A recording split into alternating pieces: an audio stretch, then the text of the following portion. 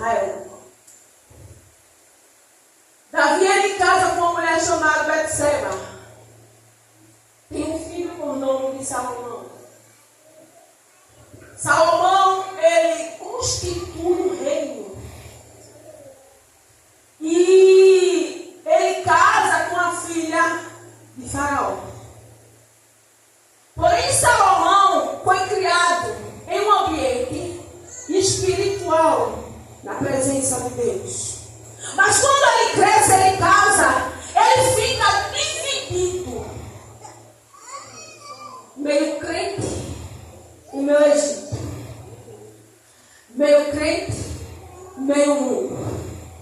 Salomão ele começa a trazer para dentro de Israel os costumes do Egito. Porém, há uma decadência terrível.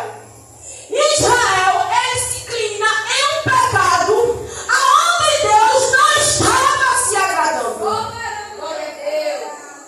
Mas lá na frente já o reino de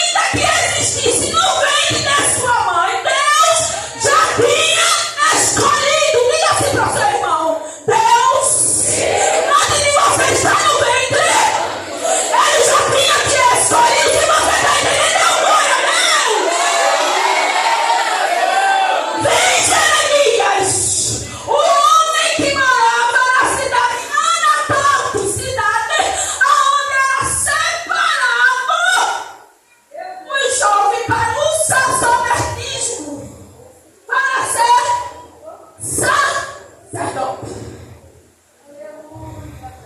Jeremias, ele cresce. E Deus diz: Jeremias, eu vou te levantar. Jeremias, eu sou uma criança, não sei falar. Mas Deus diz: não, tu coloca falar. Quando tu falar, sou eu que colocarei na tua boca. Aonde tu andares, sou eu que vou te levar. Então Jeremias, ele escuta aquilo e ele obedece. Porque quem tem chamada não recusa quando Deus chama. Quem tem chamada apenas obedece. É a obediência da nossa presença. E se não tiver obediência, nada vai acontecer. Diga pra frente, não, se não tiver obediência, não vai perder nada. Vai acontecer.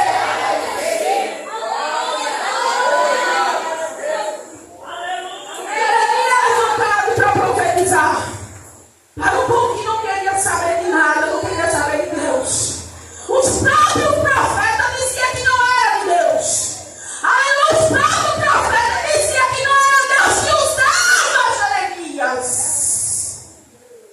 Só que Deus tem um segredo com Jeremias.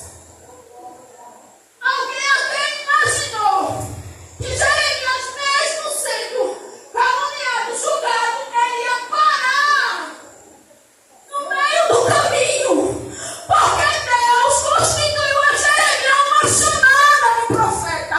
Ele estudou para ser sacerdote, mas porém há uma chamada para Jeremias. Vai ser profeta. E Jeremias tinha que profetizar a um povo difícil, a um povo rebelde, a um povo que não queria saber da doutrina de Deus. Aí vai Jeremias. Jeremias passa por vários, passa por momentos difíceis. É conhecido como profeta chorão.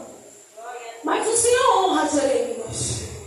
Porque Jeremias, ele ficou amedrontado, ele ficou chorando aos cantos porque alguém julgava ele. Mas no capítulo 1, 19 diz o quê? Pelejarão contra ti, Jeremias, mas não prevalecerão contra ti, porque o Senhor estará aqui para te livrar, Jeremias. Porque quando você recusa fazer a obra do mestre, aí ele dá responsabilidade para você também. Não recue, não seja fraco. Jeremias segurou. Ele chorava no canto outro, mas ele sustentou o chamado de Deus. Aí vai Jeremias. No capítulo 18, Deus. Aleluia! Meu Deus! Glória a Deus! Deus é forte. Capítulo 18, versículo 1, que vai dizer assim: a palavra do Senhor que veio a Jeremias dizendo: levanta, desce a casa do rei, e lá te farei ouvir as minhas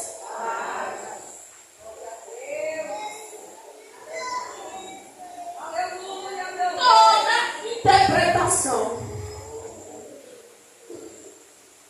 toda leitura que você for ler. O verbo levanta é Deus dizendo para Jeremias posicionamento. Aleluia! Toda vez que você vê na palavra do Senhor a palavra ponte de pé, é Deus querendo posicionamento. Toda vez que você vê a palavra ergue, é Deus querendo posicionamento. Quando Deus diz para Jeremias: Jeremias, levanta-te, é Deus dizendo: te posiciona. É Deus dizendo: ó, tu vai na casa, tu desce a casa do olheiro, mas primeiro levanta.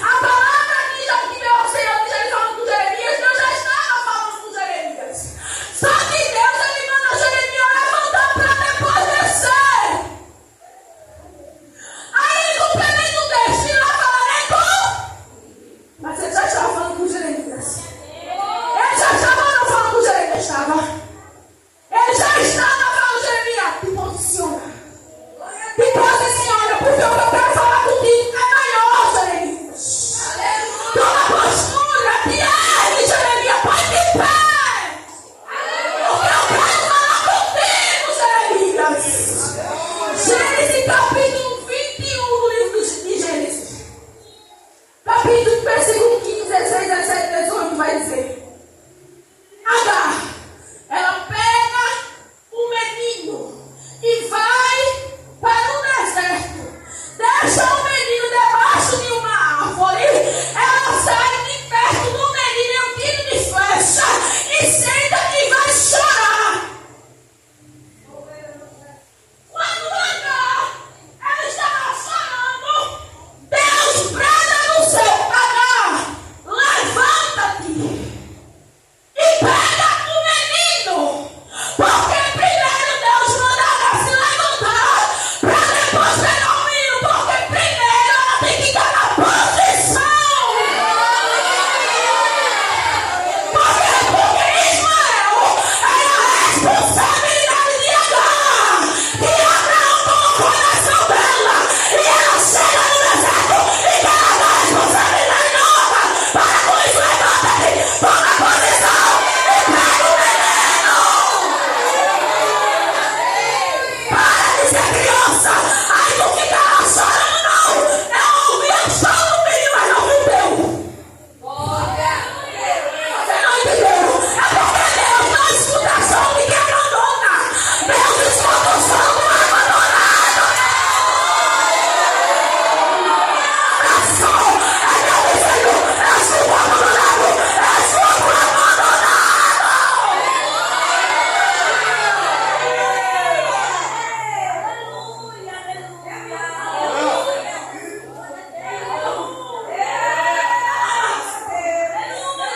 Posiciona, Agar. Levanta. Livro de Josué, capítulo 1, versículo 2 diz assim: Josué, Moisés, meu servo, é morto. Levanta-te, pega o povo, leva para o Jordão, porque lhe mostrarei a cidade de Israel que darei ao meu povo. Primeiro Deus fala para Josué levantar para depois liderar o povo.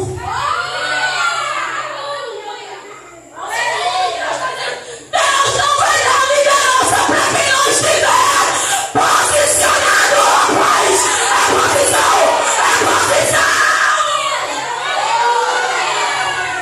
Não! É Josué, levanta um pouco. É o povo do líder de vocês, um homem grandão, que levou um povo para a terra de Canaã, que estava levando o povo. E a responsabilidade agora é tua. Tiago, levanta. Josué, jamais Deus vai dar liderança para quem não está na posição. Não, na posição tem que estar. Porque é na posição que ele levanta, que ele ergue, que ele faz. Ezequiel capítulo 22, versículo 1. A Bíblia diz que o Senhor fala com Ezequiel e diz: filho do homem, te põe de pé, e falarei contigo. Ei, deixa eu te dizer nessa noite.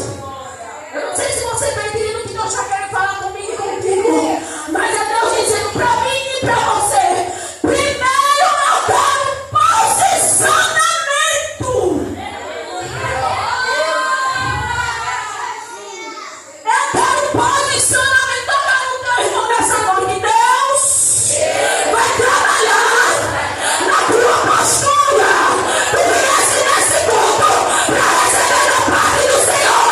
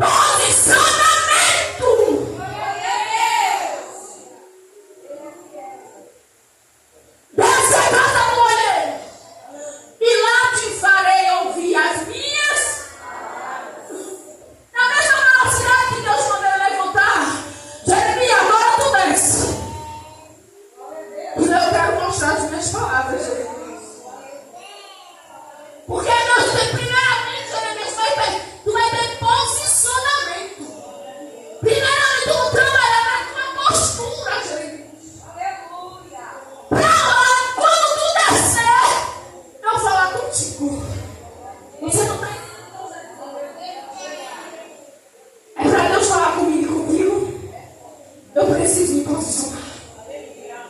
Pra depois eu descer. Porque quando eu for descer, eu vou orar. Mas quando eu for orar, será que Deus vai me dar isso de todo jeito? Eu posso passar uma hora conversando, mas se eu não tiver no posicionamento, Deus vai me dar. Não. Diga para teu irmão. Senhora, posicionamento, Deus não vai fazer. Quando está a hora, é publicando, Zaqueu,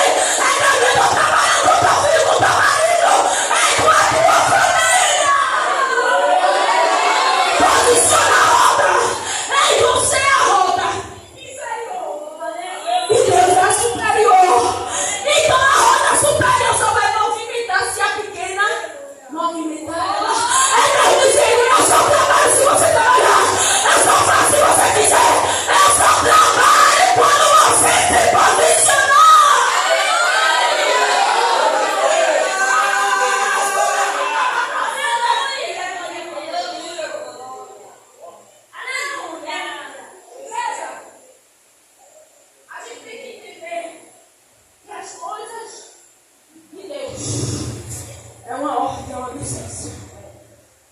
A gente tem que entender que para estar aqui num mundo como esse, tem que ter uma preparação para a gente chegar. Eu não sei como você chega aqui, mas a gente para escutar o olheiro falar, temos que se preparar para ele falar coisa. Porque como é? Vai para o mundo da minha. Entenda aqui a passagem, viu? Esse capítulo aqui que fala sobre o vaso. Vai toda desconcertada para a igreja. Que é o que a gente fala comigo. Mas como é que a gente vai falar? Como é que está a minha postura? Como está meu posicionamento na presença de Deus? Porque é que eu posso chegar, posso pregar, posso louvar. Mas será como está a minha comunhão com Cristo? Deus, Ele não quer saber. Aleluia, se você pode ou não, Ele quer esforço. Ele quer que você se posicione, movimente-se. Enquanto você está movimentando aqui, Ele trabalha.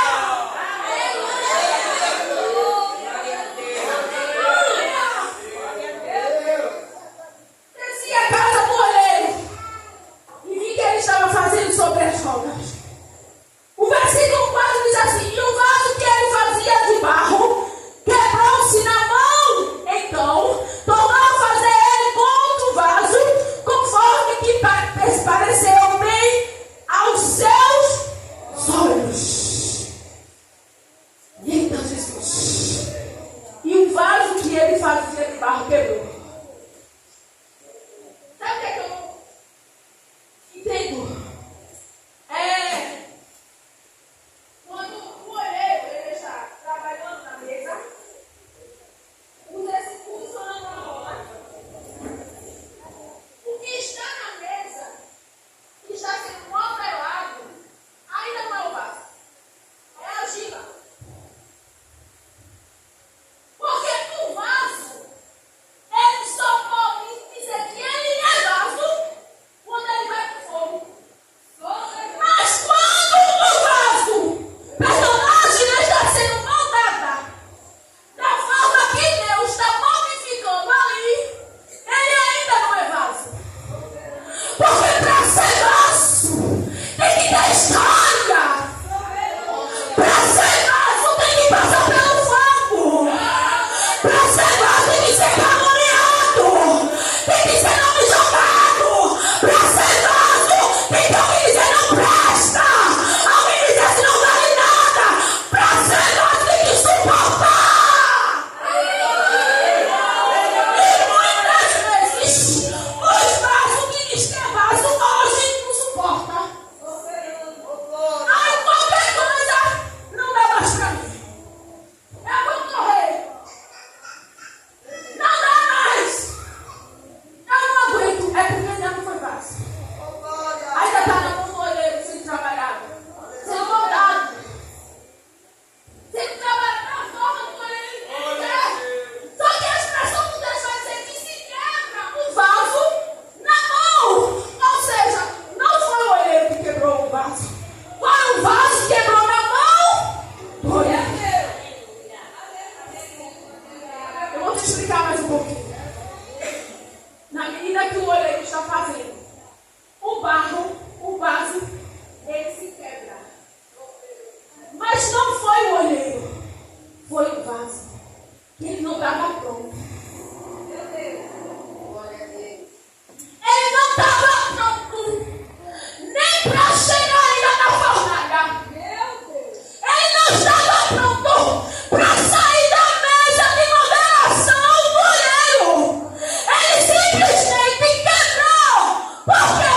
Porque ele não suportou. Quando a gente suporta, é choro, é lágrima. Meu Deus. E a gente tem que aguentar e suportar. Porque quando a gente diz eu sou vaso, mas será que eu suporto? Será que eu consigo suportar o vento? Quando vem o vento, será que eu consigo assimilar? Será que eu consigo suportar e segurar as pontas? Que na medida quando diz, e o vaso quebrou,